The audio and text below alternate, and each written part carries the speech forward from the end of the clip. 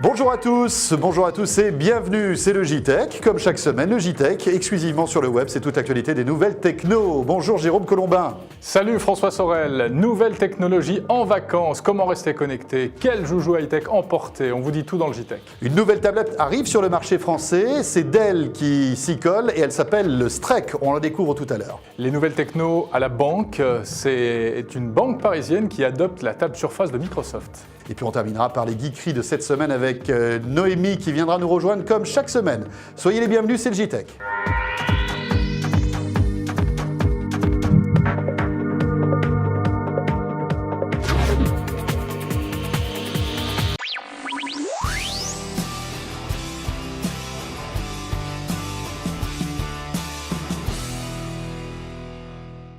Et pour commencer ce JTech, on va parler de vacances et de high-tech.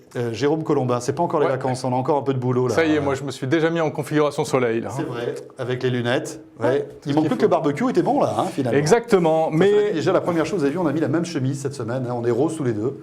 Preuve quand même qu'on vous aime beaucoup. Hein. Bon, Jérôme. Alors, en vacances, aujourd'hui, on ne peut pas partir sans emporter un minimum de matos, de matériel high-tech. C'est pas facile d'être un geek en vacances. Non. C'est pas facile. On va vous donner quelques petites astuces. Christophe Joly, vous êtes en train de préparer vos vacances en ce moment. Oui. Hein, et donc, vous avez préparé votre valise. Qu'est-ce que vous mettez dans votre valise high-tech ?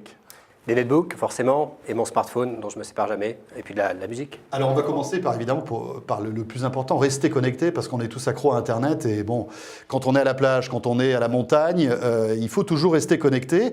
Les opérateurs donc, de téléphonie mobile font tout pour que, justement, se démocratise la connexion où que l'on soit. Hein. Bah, se démocratiser, je ne sais pas, parce que je trouve que ça coûte assez cher. J'ai fait un petit panorama de l'offre actuelle. Il n'y a rien à moins de 9,90 € par mois pour un engagement de 24 mois. Donc, c'est quand même assez long pour une durée de vacances assez courte. Si vous allez en prépayé, la formule qui peut être intéressante pour une durée d'un mois par exemple, là pour le coup chez Bouygues par exemple c'est 4 € pour une heure. Là aussi je trouve que c'est relativement cher. Chez SFR c'est encore mieux, c'est 3 € pour 20 minutes. Non mais c'est vrai qu'il y a juste un truc, il y a des offres vacances aujourd'hui chez certains opérateurs qui vous engagent en fait sur 24 mois. C'est quand même incroyable. C'est pas très logique, d'autant qu'à la maison on a une connexion Internet. Voilà. On a besoin de ce genre de connexion de manière très sporadique. L'offre Orange par exemple, baptisée week-end et vacances, vous avez du surf illimité pendant le week-end, chaque week-end et pendant les vacances scolaires pour 20 € par mois si vous vous engagez sur 2 ans. Sachant que c'est limité à 100 mégas par mois et 6 heures par mois. C'est-à-dire que en fait, chez les opérateurs, ils sont en vacances 2 ans d'affilée. Voilà, c'est ça. Oui, ils sont en vacances parce qu'ils disent tiens, lui, je l'ai bloqué pendant 2 ans. Quoi. Voilà. En gros, c'est ça. Donc la solution la meilleure, selon moi, c'est de tenter de trouver des hotspots Wi-Fi gratuits. Voilà. Il y en a de plus en plus. Il y en a de plus en plus et c'est la solution la meilleure. Une chose importante, c'est que si vous êtes abonné à Free ou bien chez SFR, enfin avec la 9box, vous avez accès à des millions, des centaines de milliers de hotspots un peu partout en France, hein, puisque c'est ce qu'on appelle Wi-Fi collaboratif. Renseignez-vous, c'est en général bien indiqué sur les... Le seul avantage de la clé 3G, là il y en a une, c'est que c'est très simple à utiliser. Vous le mettez, le logiciel est intégré et vous êtes connecté en quelques minutes. Mais tout dépend de la qualité du réseau 3G. Et dans certains lieux de vacances, pas toujours top. Hein. Bien sûr. Alors en plus, là on parle de la France, mais dès qu'on part à l'étranger, qu'est-ce qui se passe alors, si on reste en Europe déjà? Si on reste en Europe, la bonne nouvelle, c'est que depuis le 1er juillet, les prix en roaming, on appelle ça le fait de l'itinérance. Voilà, l'itinérance. Ça vient de baisser sous la pression assez forte de la Commission de Bruxelles, la Commission européenne, et on est passé à 39 centimes d'euros la minute par appel pour ceux qui sont émis de l'étranger vers la France, dans la zone de l'Union européenne, et 15 centimes d'euros pour les appels que vous allez recevoir. Voilà. Donc la bonne nouvelle, c'est que ça a baissé, selon la Commission, ça a baissé de 70% en 2 ans. Bon, avant, ça coûtait un mois. Maintenant, ça coûte un demi-mois. Ça veut dire que si vous restez 10 minutes au téléphone à l'étranger en Europe, c'est 4 € pour qu'on comprenne bien, parce que c'est vrai que 39, car on ne se rend pas compte, hein, ça fait quand même cher, 4 € pour 10 minutes de téléphone. Quoi. Moi, ce que je vous conseille, c'est le SMS, ça coûte 11 centimes d'euros. 11 € le SMS. Voilà. Tout va bien. Donc si vous envoyez un SMS, c'est 11 centimes d'euros. Ça coûte 11 €. Oui, c'est pas relatif à la longueur. Et en revanche, c'est gratuit si vous en recevez. Donc moi, quand je fais à l'étranger, je communique par SMS et c'est le meilleur moyen. Ou alors, la solution la meilleure selon moi, ce sont les cartes prépayées. Vous utilisez les cabines téléphoniques du pays dans lequel vous vous trouvez, à condition de comprendre la langue. Si vous êtes en Russie, c'est un peu compliqué.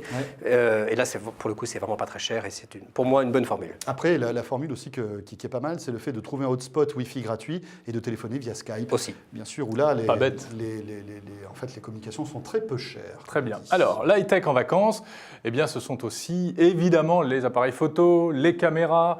avec des nouveautés dans ce domaine. Oui, une nouveauté, notamment le GPS intégré. On parle beaucoup du GPS dans la voiture. Désormais, il y en a dans certains modèles d'appareils photo, pas encore énormément. Il y en a chez Sony, il y en a chez Panasonic, il y en a aussi chez Samsung. L'intérêt du GPS intégré, c'est que ça va géolocaliser l'endroit où vous allez prendre les photos. Vous prenez une photo de la Tour Eiffel. Comment? C'est pas pour faire du radioguidage. Non, ou alors non. Si votre appareil photo dit tourner à droite, c'est que franchement, vous avez un peu trop bu. Je pense, oui, près au Laissez soleil. tomber. Donc l'intérêt, c'est ça, c'est que vous allez prendre une photo d'un monument et automatiquement, il va géolocaliser l'endroit où vous vous trouvez. C'est intéressant surtout pour ceux qui font beaucoup de photos, qui en font des centaines. Là, ça permet de les classer très rapidement. Et ensuite, il faut un parcours quand on fait un faites voyage. un parcours, voilà, vous faites un parcours itinérant. Et ensuite, elles sont sur Google Maps ou Picasa, par exemple, et vous les retrouvez très facilement. L'inconvénient, c'est que ça mange de la batterie, donc l'autonomie en est réduite d'autant. L'autre inconvénient, c'est que c'est assez cher. On est sur des produits plutôt haut de gamme, 350 € à peu près, sur des compacts. Voilà, on est sur du compact, mais quand même assez costaud au niveau du prix. Et ensuite, quand le GPS ne fonctionne pas, il n'y a pas de géolocalisation. Donc, quand vous êtes dans des rues, dans des ruelles où le GPS ne passe mal, pas de géolocalisation. Donc, ce n'est pas encore complètement convaincant. À noter que ça arrive même sur les caméscopes aujourd'hui, des caméscopes haut de gamme qui ont la fonction GPS. Voilà. Mais c'est assez sympa parce qu'après, on peut voir sur C'est ludique. l'ordinateur, Voilà. on voit la carte. C'est beaucoup de gains de temps en termes de classement. Ouais, tout à fait. Bien sûr. Bon, ça, c'est pour tout ce qui est appareil photo, GPS, etc. Après, on va maintenant s'intéresser au fait de ne pas avoir forcément d'énergie à disposition très facilement, d'où l'explosion aujourd'hui de ces petits accessoires qui permettent de recharger sa batterie grâce à l'énergie solaire. Voilà, il y a des sites maintenant dédiés qui ne vendent que ça. Oui. Alors moi, j'ai pas mal regardé, on en a testé quelques-uns par le passé et c'est pas encore complètement convaincant. Pour moi, on est encore dans le registre du gadget. Ça coûte une 50aine d'euros. Alors la C'est ça, condition, vous voilà, en avez un là. c'est ce type de produit. C'est connu. C'est pas donc un grippin, ça, non. Non, C'est un chargeur c'est solaire. pas non plus pour attraper les moustiques, c'est juste pour charger son téléphone. Voilà, en tenter principe. de charger un téléphone. Il faut compter entre 3 et 12 heures de temps d'ensoleillement pour recharger un produit. Jusqu'à 12 heures, rendez-vous compte, il ne faut pas aller en Écosse. J'en Ah oui. les Écossais, On c'est attend de très joli, prendre 3 coups de soleil avant Voilà. que le téléphone soit chargé. Oui, tout à fait. Donc, pour l'instant, c'est du gadget à 50 €. Alors, si vous voulez aller au-delà du gadget, vous investissez dans un produit qui coûte 200, 300, voire 500 €. Et là, pour le coup, vous avez quelque chose de conséquent, de Mais alors, convaincant. C'est quoi? C'est une valise? Voilà, ça pèse 400, 500 grammes.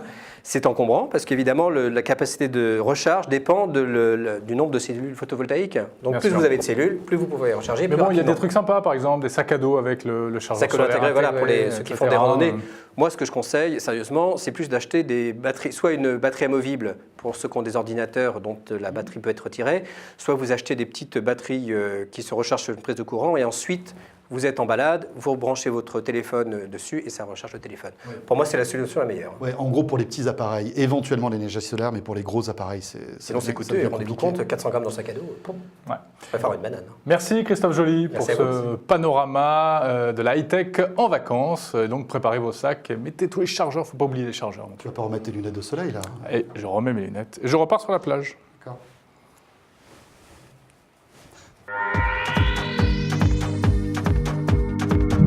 Une fois n'est pas coutume, un gadget high-tech qui sort en France avant de sortir aux États-Unis. Ça y est, il arrive.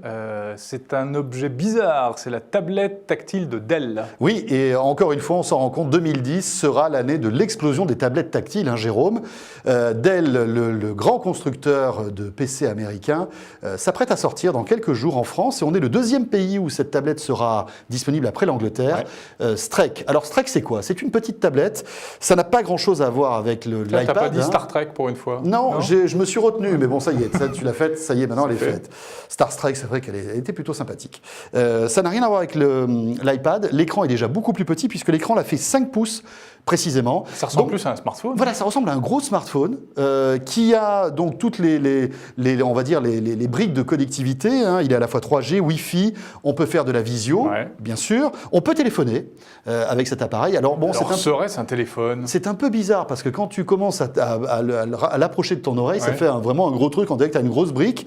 Mais l'avantage, c'est qu'il tourne. En fait, le système d'exploitation qui est à l'intérieur, c'est Google, c'est Android, ce qui fait qu'on a une fluidité, une ergonomie qui est quand même assez réussie. Ça sort en France là ces jours-ci. Bon, le prix est quand même assez rédhibitoire pour l'instant. 500 € nus, mais il y a quand même une belle opération avec un distributeur français qui le subventionne en fait avec un abonnement, un réseau, un opérateur, et donc ça tombe à 99 €. Mais encore une fois, on en parlait tout à l'heure avec Christophe, c'est-à-dire que vous allez être obligé de vous lier à un opérateur pendant 2 ans pour le payer 99 €. Et oui. Faites bien le calcul. Alors bon, c'est le premier modèle de Strek. Dell prévoit d'en sortir d'autres avec des écrans plus grands. Donc là, on est à 5 pouces et on en aura dans les mois qui viennent avec des écrans de plus grande dimension.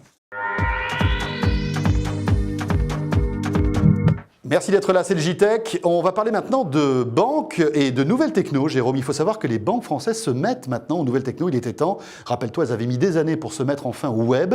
Aujourd'hui, c'est quelque chose de commun. Mais elles arrivent aussi, par exemple, sur l'iPhone, sur certains smartphones avec des applications bien pratiques qui vous permettent de surveiller un petit peu vos encours bancaires. Jérôme, c'est vrai que je sais que pour toi, parfois, les fins de mois sont difficiles, donc ça peut te servir. Étape franchie, une étape supplémentaire franchie par LCL. LCL qui a adopté la table Surface de Microsoft. Vous connaissez cette table, on manipule des objets virtuels avec les mains. Je veux la même. Alors oui, mais alors prépare tes économies parce que ça coûte cher. Ça coûte dans les 10 000 € quand même une table Surface. Ah, d'accord. Bon, eh bien cette banque, dans une de ses agences parisiennes, a adopté cette technologie. Ils ont installé une table Surface en libre consultation. Enfin, il faut quand même quelqu'un pour assister les clients. À quoi ça sert, vas-tu me demander? Oui, j'ai envie de te dire pas grand-chose. Qu'est-ce qu'on peut en dire là-dessus? Alors, c'est pour découvrir les produits financiers qu'on peut proposer aux clients. Si tu as un compte dans cette banque, tu peux également consulter ton compte, tu peux commander ton chéquier, commander ta carte bancaire. Bon, c'est une nouvelle manière de faire des choses qu'on pouvait faire déjà en parlant à des gens avant. Voilà. C'est-à-dire que ça existe avec les automates. Commander son chéquier par automate, on peut le faire. On peut le faire depuis chez soi par Internet. Voilà, aussi glisser des chèques dans l'automate. Mais c'est vrai que là, ce qu'il y a d'embêtant, c'est qu'il semblerait qu'il faille qu'il y ait toujours quelqu'un à côté de LCL pour vous apprendre à vous servir de ce truc-là. Donc, en tout cas, ça fait moderne, ça fait branché. Et c'est ça qui est bien. Très bien. Alors, autre chose dans l'actualité cette semaine, c'est des voitures un peu bizarres qui circulent en ce moment dans Paris. Voilà, ça, ce sont des images que j'ai prises moi-même au péril de ma vie. Regarde ça. En conduisant, bravo Jérôme. Voilà, félicitations. Bon, c'est un petit peu flou au début. Alors, qu'est-ce que c'est? Vous pensez que c'est un Google Car avec son appareil photo sur le toit? Eh bien, pas du tout, c'est presque pareil, c'est un Mappy Car. Et oui, Mappy qui est... voilà, Mappy, service français de cartographie, qui appartient au groupe Page Jaune. Voilà, qui est concurrent frontal à ce niveau avec Google, bien Exactement. Évidemment. Et donc l'info, c'est que Mappy est en train également de se préparer son petit Street View, en fait. Bon, mais ça va apporter quoi par rapport à Google? Écoutez, on ne sait pas encore, alors sauf que ça s'appellera Urban Dive, et la différence, c'est que la voiture, bien tu as vu, elle a 2 étages d'appareil photo. En fait, il y a 4 objectifs. Donc c'est un équipement qui est un peu plus sophistiqué que les Google Car.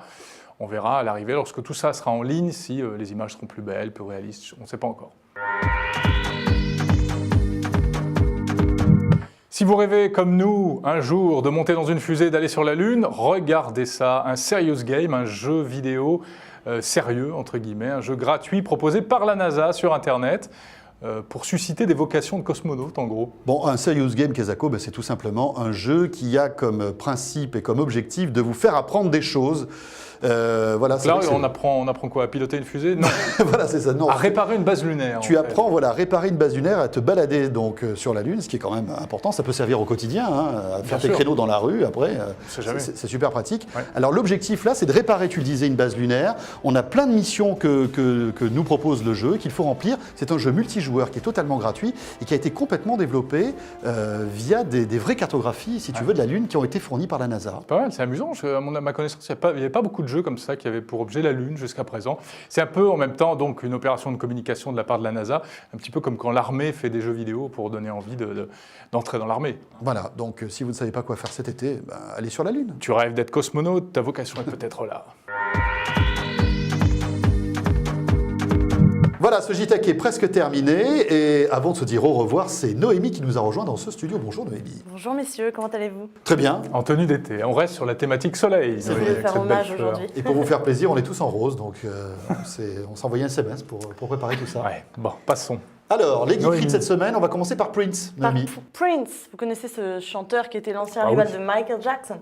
Eh bien, je me demande s'il n'est pas devenu fou. Il vient de publier une interview dans le Daily Mirror dans lequel il dit « L'Internet est complètement mort, c'est fini, l'Internet, ça va se terminer ». Alors, C'est un truc de fou. C'est un peu bizarre quand même. Voilà. Visionnaire, Et la raison de tout ça, c'est qu'il est en fait très remonté contre les maisons de disques. Vous savez qu'il est plein de procès à droite et à gauche dans le monde. Mais surtout, le problème, c'est que Prince n'a pas fait un tube depuis des années aussi. Hein. Oui, bon, en même temps, à chaque fois qu'il fait un concert, les places sont vendues en moins de 5 minutes. Hein. Donc, Mais alors, qu'est-ce qu'il reproche à Internet il se fait pirater, donc il n'est pas content de se faire piquer autant d'argent.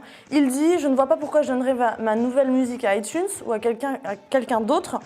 Ils ne me donneront pas d'argent de toute façon. » Donc, Il veut des avances en plus, c'est ça hein il veut des avances, exactement. Bah oui. En 2007, Prince, il avait hein, déjà essayé de trouver un autre système pour distribuer sa musique. Il avait distribué son album Planet Earth avec un hebdomadaire britannique. Il avait quand même écoulé 3 millions d'albums. Cette année, il voulait refaire la même avec Courrier International en France, par exemple, qui devait sortir le 8 juillet. Ça a été reporté, on ne sait pas quand. Aïe, aïe, aïe. Oui. Mystère, donc voilà, je pense que ces fans français vont être un peu tristes. Par Bon. contre, il vient d'annoncer quand même qu'il allait vivre en France et qu'à la rentrée, il allait peut-être faire une série de concerts dans toutes les salles parisiennes, donc C'est bien. à suivre, c'est quand même assez Mais Parce on que là, on verra. se moque de Prince, mais Prince sur scène, c'est formidable. hein, Ouais. quand même. Enfin Je suis bon, on assez le verra pas sur Internet donc. Ah non. Non. Bon. Il est le 25 juillet en concert à Nice. Voilà. Très bien. Et à part ça, Noémie À part ça, est-ce que vous vous souvenez de cette petite vidéo là qu'on est en train de voir C'est une vidéo où on voit deux petits... Petit bonhomme là. voilà, ça me deux fait petits bonshommes. Hein. C'est pas Jérôme et moi. Hein. Enfin non, je vous le dis parce que c'est vrai que la fait un peu ressemblance est quand même ça. assez frappante. C'est pas du tout nous. Tel quel toi le Ce petit sur gros là. celui de C'est le droite. rose et le marron, voilà, c'est ça. Donc c'est complètement niais et tout ça, mais si on écoute bien, en fait, c'est à mourir de rire, c'est en anglais. Alors je vais vous dire un peu ce qu'ils se disent. Alors, L'histoire, c'est qu'il y a un client qui vient acheter un iPhone 4. Le vendeur lui dit qu'évidemment, il y a une rupture de stock, comme d'habitude. Ouais. Donc, il essaye de lui vendre un HTC Evo. Ouais. Et le mec, il s'en fout. Le petit bonhomme, il veut pas. I don't care, I don't care. I Malgré want tous an les iPhone arguments 4, très ouais. techniques, un écran plus grand, des appareils photo haute résolution, etc. C'est pour se moquer des acheteurs Voilà, d'iPhone. quoi, exactement. Et cette vidéo, elle a fait un carton sur YouTube, elle a fait un buzz. Et bien, figurez-vous Ouais. qu'on a retrouvé l'auteur de cette vidéo, qui est un employé de Best Buy, qui est la Fnac américaine. Et malheur à lui, Et alors il s'est fait licencier, Aïe, évidemment. aïe, Ah oui, il s'est fait licencier parce qu'il a posté cette vidéo. Et ouais, Ah oui, ça rigole pas chez Apple, hein, tous ça les rigole étages. pas hein. du tout. Ouais. Dès qu'on ils ont dérape Grosse un peu. pression, Ils ont un sens de l'humour très particulier. Eh oui, C'est Brian c'est ça, Maupin. ouais. Voilà, Brian Maupin, si tu nous regardes. Très bien. Voilà. Merci Peut-être Noémie. Avant Merci. qu'on se quitte, un petit mot de ce nouveau journal. Ça s'appelle Éco-Techno. Vous voyez, ce sont les nouvelles techno vues du côté développement durable, respect de l'environnement, etc. C'est intéressant. Vous saurez combien consomme un iPhone 4, un iPad ou un ordinateur. Il y a des chiffres incroyables. Vous savez qu'une PlayStation 3, ça consomme en électricité l'équivalent de 5 réfrigérateurs. D'un coup Allez, va vite Ah ouais. l'éteindre. ta Incroyable. PS3. Eh bien, dis-moi. Éco-Techno, premier numéro cet été, c'est dans les kiosques. Merci d'avoir été avec nous durant ce JTech. On se retrouve la semaine prochaine avec un best-of, les meilleurs moments de ces dernières semaines, sur le web. Et puis bonnes vacances à vous toutes et à vous tous. Et rendez-vous la semaine prochaine. Salut à tous. Ciao, bye bye.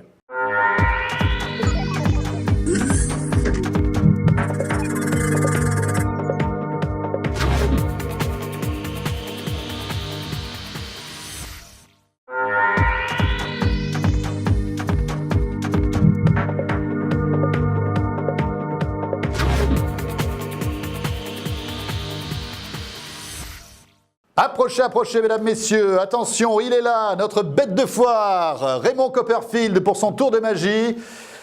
Jérôme. T'es en forme là. Ah bah oui, mais attends, Bon. je m'entraîne pour la rentrée en fait.